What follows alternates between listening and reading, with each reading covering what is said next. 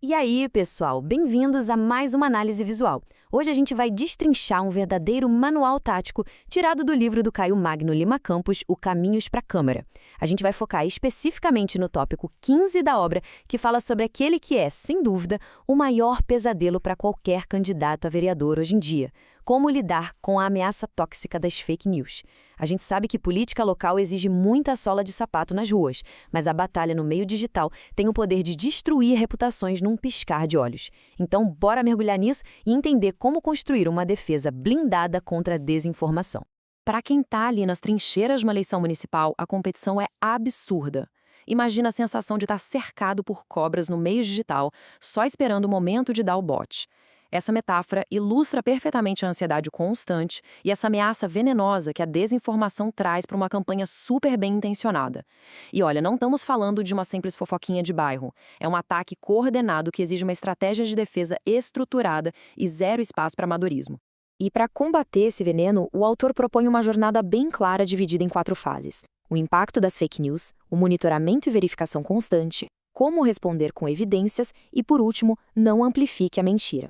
É um caminho super lógico que vai lá da detecção até a neutralização total da ameaça.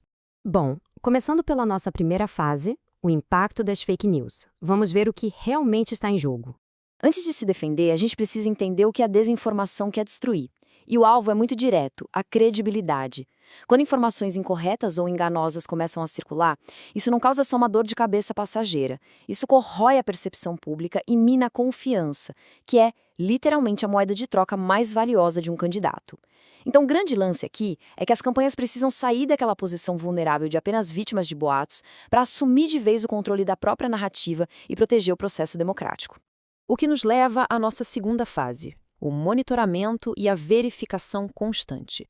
É aqui que a gente entra na ação proativa. Porque o segredo é a preparação. Quando a bomba estoura, o desespero é o pior conselheiro possível. A fonte nos traz um passo a passo bem rigoroso. Passo 1. Tem que se manter informado, monitorando as redes, os fóruns e a mídia local incansavelmente. Passo 2. Verificar os fatos antes de agir. É super tentador já sair rebatendo no calor do momento, mas ter a certeza absoluta de que aquilo é falso é essencial. E o passo 3, sempre que der, colaborar com verificadores de fatos independentes. Ter o selo de uma agência isenta desmentindo o boato tem um peso gigantesco perante os eleitores. Agora, uma coisa muito legal dessa estratégia preventiva é que a defesa não é só ficar espionando o adversário, é sobre criar uma verdadeira armadura antecipada. E como a gente faz isso? Criando conteúdo educativo. Se a campanha ensina a própria comunidade a identificar mentiras, a base fica imune à manipulação. E mais, destacar sempre, o tempo todo, a ética e a transparência da campanha cria um escudo de reputação tão forte que as mentiras futuras simplesmente não colam. Estar preparado não é paranoia de jeito nenhum, é puro profissionalismo.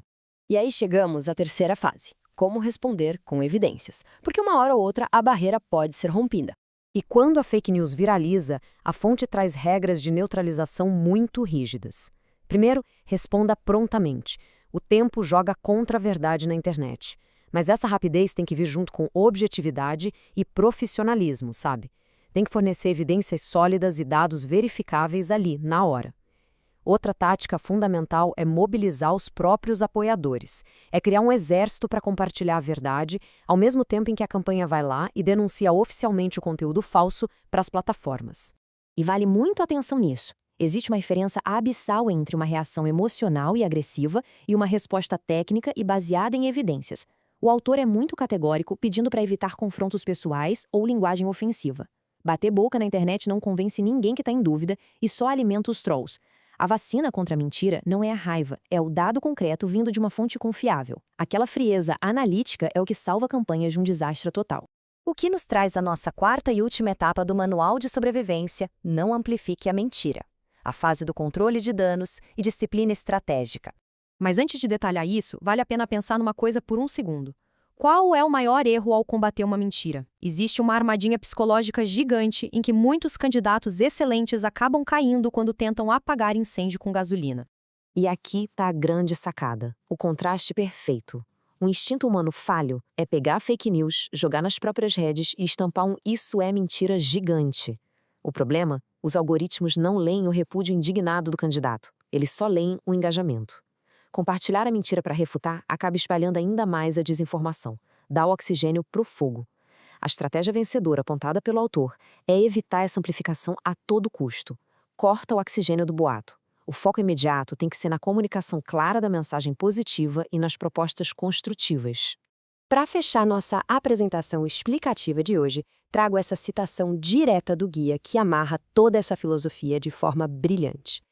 Lidar com fake news não é um evento isolado de apagar fogo, é uma postura contínua de vigilância e transparência. Gerenciar a desinformação, no fim das contas, é gerenciar e blindar a confiança do eleitor com uma ética inabalável.